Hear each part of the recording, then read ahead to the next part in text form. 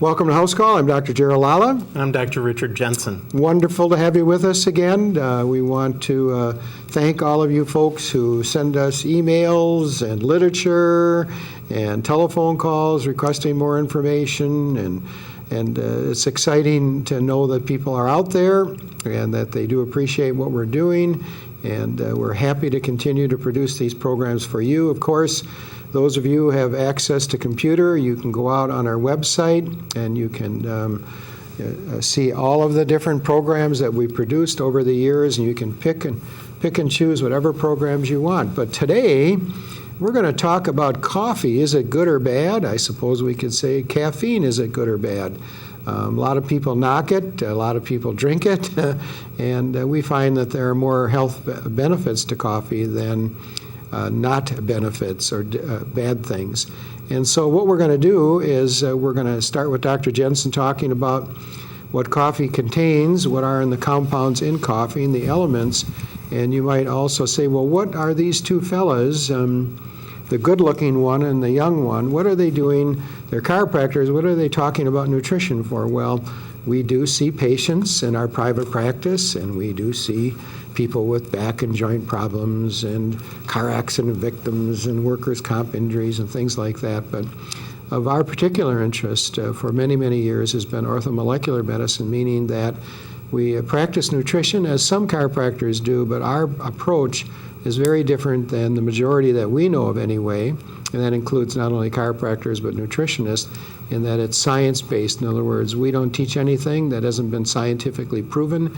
If there's some kind of hypothesis about it or some kind of anecdotal information, we make sure that we say it's anecdotal information. And then, because most of the people that come to us either have health problems and have been to nutritionists or chiropractors, and we find very often there has been little to no credible diagnostic workup. So we do try to do that and look at them truly in a whole person perspective from a scientific basis. So Dr. Jensen, what contains, what are the things that are in coffee?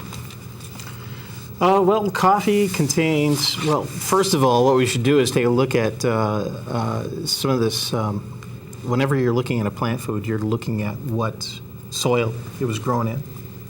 Well, we should be looking at but they don't tell us what's. They say it's been grown in the mountains of some foreign country, and then they show this little man and his family gently picking these coffee beans, and we're supposed to assume that because it looks very beautiful and green and lush and there's a blue sky, that the ground that it's grown in is healthy ground, when in fact nobody is telling us what the independent laboratory analysis of that ground shows it to contain. Well, another thing is whether it was grown with pesticides and things like that, and which, if you look at the farmer, they're trying to increase their yield, okay? But by doing that, they've taken care of a lot of the natural enemies of the plant.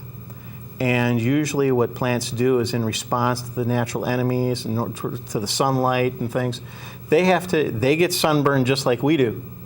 And so they have to have those chemicals that take care of the sunburn, which is the antioxidants and the coloring of the plant.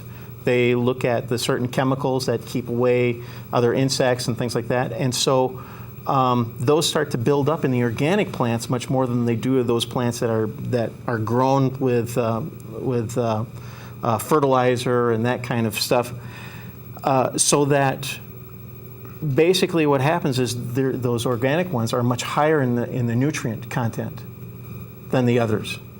And so it's part of a natural growing also, not only but when you are using those fertilizers and chemicals, that can also be absorbed up into the plant as well. So you're ending up with those chemicals also. And if people are defecating or urinating on the ground, if they are have animals that are on the ground as well, then the hormones that the animal is being fed, the antibodies that they're being fed, the pesticides, the herbicides, and even antibodies go into that food chain cycle, go into the coffee bean.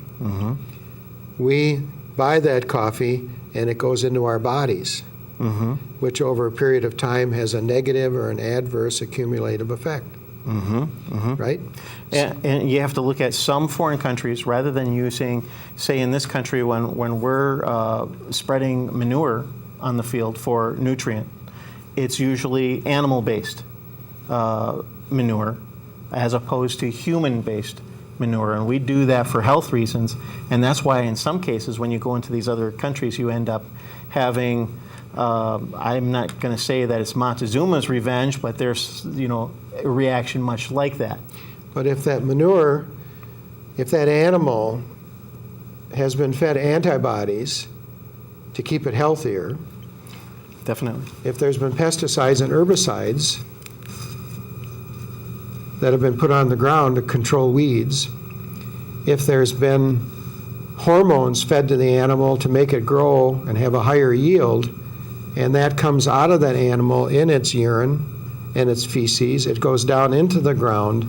The plant that grows there, the coffee bean plant, or the corn or the soybeans or whatever it might be, comes up in that life cycle, and when we eat it, it comes into our body. So there is absolutely no question of what the cause of cancer is. Certainly tobacco, tobacco products, certainly radiation, but most of it's coming from the foods that we've been eating, that they've been advertising that make us look young and skinny and happy and just perfect, when in fact, that's not even realistic.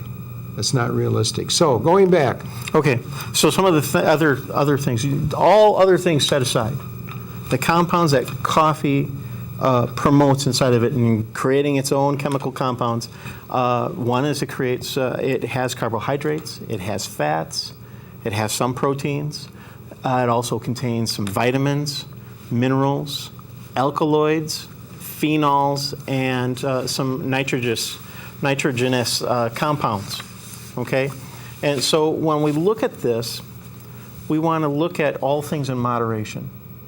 We don't want to look at excesses of it. We want to look at things in moderation. And so within that, we want to look at where the research says 3 to 4 cups per day provides 300 to 400 milligrams per day of caffeine.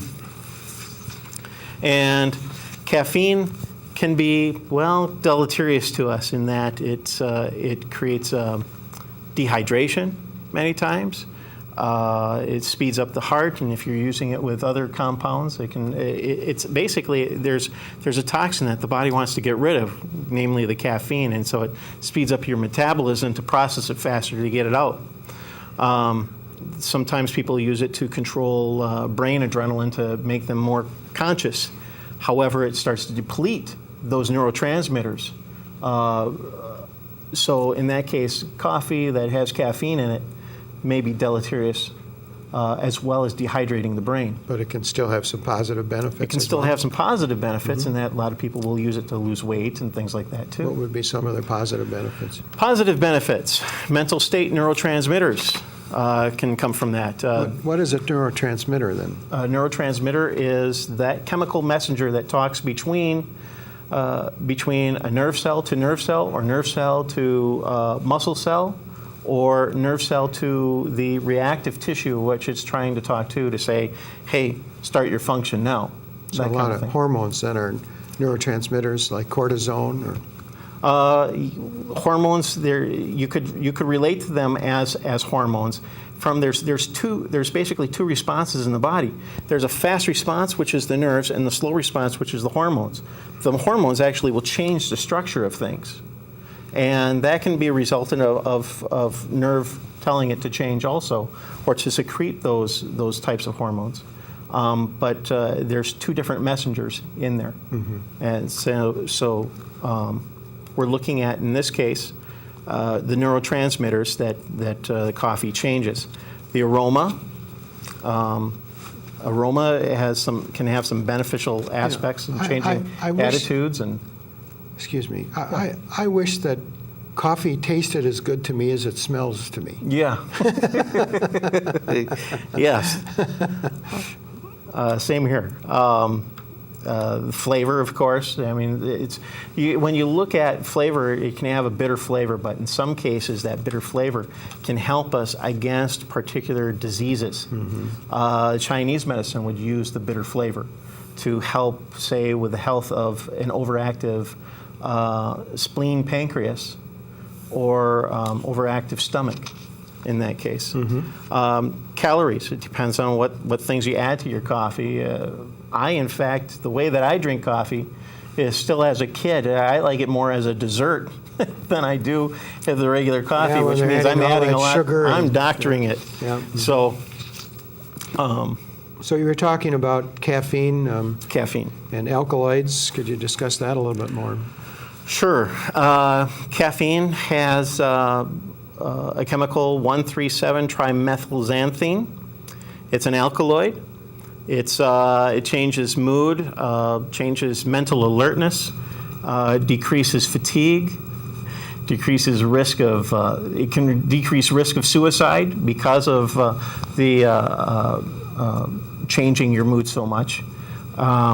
It's linked to the some neurotransmitters in that it blocks adenosine receptors, A1 and A2, in the brain, which stimulates the central nervous system. So, then if I can, biterpenes.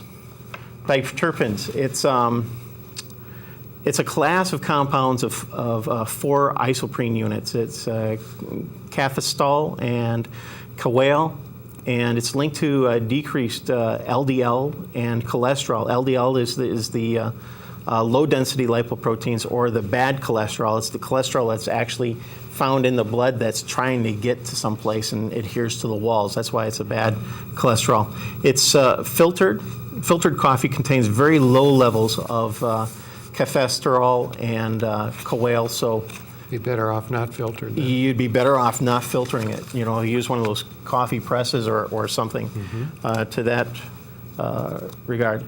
Chlorogenic acid. This coffee contains polyphenols, compounds called chlorogenic acids, which are esters of quinic and cinnamic acids.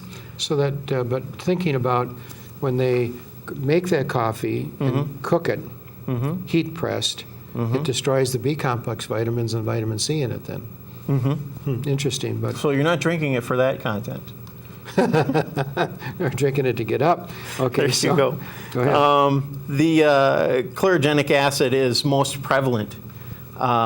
Individual acid is 5,0-caffeolinic acid, and it exhibits an antioxidant activity in vitro, but in vivo actually is unclear. So it's whether it takes place in a test tube or in the body. So we don't know. We know in the test tube that it has an antioxidant activity, but we don't know if it has the same antioxidant activity in our human body. Right. So that's what they're talking about in some cases, though, is that they can boast and say, "Hey, are you having your getting your antioxidants in this morning from some of these coffee shops around the area?" And it may not be absolutely so. It's just not tested in vitro yet. So Are there any other compounds in coffee? there are some electrolytes, some of your metals that you need. It's magnesium, for bone growth and to make you regular with regular bowel movements. Potassium helps with your electrolytes as well as relaxing of your muscles. Niacin, vitamin E is found in there. That's part of the antioxidant quantities that's in there. Lignans, which is polyestrogens that may alter glucose metabolism. And it's a phytochemical that lowers blood glucose is basically what it does. So we're talking that coffee then can affect blood sugar levels or glucose, blood glucose. Therefore, it can have an effect on either hyperglycemia, high blood sugar, or hypoglycemia, low blood sugar. Right. So hyperglycemia, diabetes, adult onset type 2. I don't see any research on diabetes insipidus, type 1 in coffee, but Right. certainly coffee can help regulate the glucose levels in a person's blood. Now, that's not talking, though, about when they're adding sugar or syrups or cream Well, to think that about it. coffee. Most people have coffee in a Danish, right? Not in our house. Not in our house either. But if they do that, then they're using the coffee to regulate the sugar. Anyway, we digress. Potential health benefits. Actually, when we want to persecute our bodies and we have a masochistic desire to commit some form of suicide, then we have highly refined carbohydrate with our breakfast. Right. Right. All right, any potential health benefits? Sure there are. We just began talking about them. Caffeine can lower the risk of type 2 diabetes. Both caffeinated and decaffeinated coffee do that. So, again, it can lower the risk of type 2 diabetes mellitus, which is basically called today adult onset diabetes. Coffee or caffeine can also affect Parkinson's disease in men, but not women. I'll say that again. In men, not women, caffeine decreases the risk of Parkinson's disease.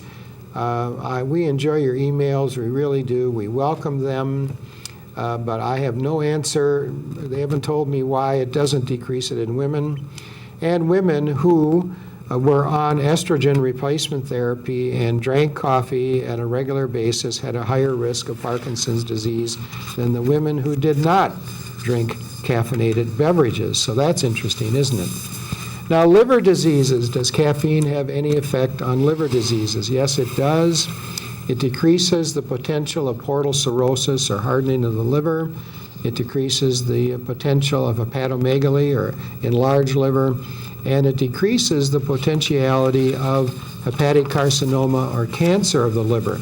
That's interesting, isn't it? Very interesting.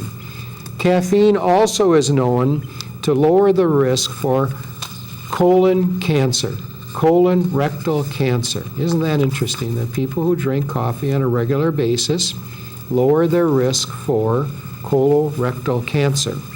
Caffeine also affects our mental health, as Dr. Jensen was talking about a little earlier, in that it is non-habitual. It has a non-habitual effect on the brain's neurotransmitters. So these are these little chemical hormones that cause the nerves. They make the nerves, electrical activity between the nerves work. They're called the synaptic junctions, as Dr. Jensen mentioned. So caffeine helps stimulate these neurotransmitters to work in the functioning of our nerves, thus affecting our brain activity, how we think, how we recall, our energy level, and our nervous system, because the brain is like an electrical generator. It's the main power plant. That power comes out of the brain. It goes down the spinal cord. Those nerves that go out to our extremities and out to our organs are affected by the brain activity, therefore affected by the neurotransmitters. Did I discuss the neurotransmitters good, or do you have something Yes. else to add to that? No, you're good. Okay, what about caffeine, coffee, and cardiovascular diseases? Caffeine is well known to increase blood pressure, so people who have a propensity for hypertension or high blood pressure, caffeine is not good, but for people who have low blood pressure, caffeine is good for them. Caffeine increases plasma total homocysteine, but it has no association with cardiac arrhythmias. So when people have an irregular heartbeat, cardiac arrhythmia, caffeine doesn't affect it, but it does increase the total level of homocysteine. And I think then Dr. Jensen might have a good idea here of a little discussion of what is homocysteine. Thank you, Dr. Lala. Homocysteine is actually, it's a free radical for one. It's normally occurring within the body. It's a metabolic. It's basically, we have an amino acid called cysteine, and the cysteine works as an antioxidant. However, in its work as an antioxidant, it turns itself into homocysteine, and back and forth between that. Methionine is another another amino acid. When it's used, it naturally produces homocysteine. Now, homocysteine increases our risk for cardiovascular diseases from the point that it is a very rough molecule and can scar the insides of your arteries, and therefore start the plaquing procedure taking place. So that's atherosclerosis then. Atherosclerosis, certainly. So it's also a label in the body for the methylation process, which we've gone into in other shows also. It's a very important process. So when you have a vitamin deficiency of B6 and B12 and folic acid, which are vital for turning the homocysteine into cysteine, which is actually an antioxidant, it starts to build up in the body and to high levels, and is another risk factor for cardiovascular disease, So for atherosclerosis. Diet would have a significant effect then on homocysteine. Certainly it does. Certainly it would. So high protein intake, known to be high in homocysteine, causes elevated homocysteine. So people who are on a high protein diet, be it vegetable or animal, could actually they could be eating superfoods high in protein and still be predisposing themselves to increased levels of homocysteine, therefore increased likelihood of cardiovascular disease. Certainly. And in that regard, then, you want to, some of those superfoods, like those grains that have B vitamins, you want to have them more in their raw formed, in their less processed form, in order to get those B vitamins to help with the homocysteine. And if you can't get that, then a supplement is necessary. I find it quite incredulous that the number of people that come to us who have had heart attacks, strokes, and they just don't want to take the drugs that the doctors have prescribed. And so we want to see their blood reports, and it is incredulous. It is incomprehensible to me that very, very seldom do I ever see that the doctor has ordered a homocysteine test with their other lab studies. Now, the homocysteine test is an inexpensive little blood test. It's called a marker, and it is incredible. Well, I can go and throw folic acid at them. There's a lot of people out there taking folic acid because they know it's good to combat homocysteine, but why should I take something if I don't need it?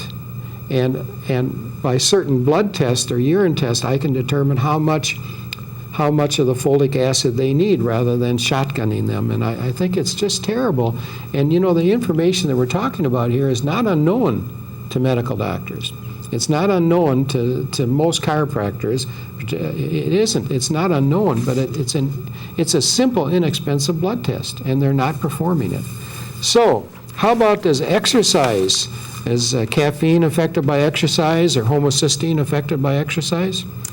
Well, certainly a regular program, say 3 to 5 days a week of physical exercise increases the metabolism and therefore reduces plasma levels of homocysteine. And so, yes, it's a very important part of your health. Actually, everybody should get enough sleep, exercise, eat right, and also guard their heart and having a good attitude. But the key is that the exercise is not just getting up and walking to the refrigerator. It's more that they're referring to as an aerobic exercise program, right? Right. Could you spend a little time talking about that? Okay, aerobic. Aerobic means with air. Anaerobic means without air. So when you're doing anaerobic exercise, it's short, quick type exercises, okay? When you're looking at aerobic exercise, it's something that has some duration to it. It's the ability of your body to take in and transport and utilize oxygen. And that's what happens is with aerobic exercise, it builds your aerobic capacity in that you utilize your oxygen better. Usually people who use aerobic exercise, they actually start to lower their heartbeat because now they have not only the vasculature is building up to utilize it better, but the stroke volume of their heart becomes larger also, so that they're utilizing that oxygen and is carrying it to and from places much better. Is there any rule of thumb for people to determine what their particular aerobic efficiency or aerobic pulse rate should be? If you take the number 220, subtract your age from that, okay? So make it really easy. If it's 220 and you're a 20-year-old, you subtract 20 from it, it becomes 200. Now you're looking at 75% of that pulse. And so you're looking at 150 would be 75%, 150 would be your top aerobic pulse rate. As you're hitting up in your 40s, it's like 130 is your pulse rate. So we know that when a body ages, its heart rate decreases, thus blood output decreases. But when we're into some form of aerobic exercise program 3 to 5 times a week, then it's going to stimulate the heart to be healthier, to continue to put out maximum blood flow, right? So here, usually when we have somebody start an aerobic activity, we have them have a heart monitor and find out what their aerobic pulse rate is supposed to be. And then when they're exercising, they get it up to that pulse rate. Well, they have, at the beginning, less exercise brings them up to that pulse rate. But as their cardiovascular, as their aerobic capacity increases, they can exercise harder, or they have to exercise harder to get it up there, but it's actually a monitor of saying that they're increasing that capacity. I'm really surprised at the number of new patients that come and consult with us who are involved in exercise, and I applaud that. Some of the exercise is deleterious to their body, and I'll say, well, what's your aerobic pulse rate? And they'll say, I don't know. And so we, as one of our things that we do with every new patient, is to give them what their aerobic pulse rate is. That's so important. Anything else to add to that, Dr. Jensen? Sure. You want to keep that heart rate between 70 to 80%. When your heart reaches 70 to 80% of your maximum heart rate, a training effect of improved heart, lung, and cardiovascular system function and oxygen utilization will occur. So when we're looking at that, now there's different heart rates for different areas. But in this case, where you're just looking for aerobic heart rate, we want to keep it between 70 and 80%. I know when St. Paul wrote to the Philippians, he's told them, one of the things he told them is, let your moderation be known unto all mankind. Of course, he was referring to all aspects of their life, not only their born-again spirit person, because they were born again spiritually in Christ Jesus, but in their things they did mentally and the things they did physically. But as Dr. Jensen said a little while ago, a minimum of 2 to 3 times a week for about 30 to 45 minutes is generally good. We want you to consult with your physician to make sure there are no heart problems that would contraindicate an exercise program.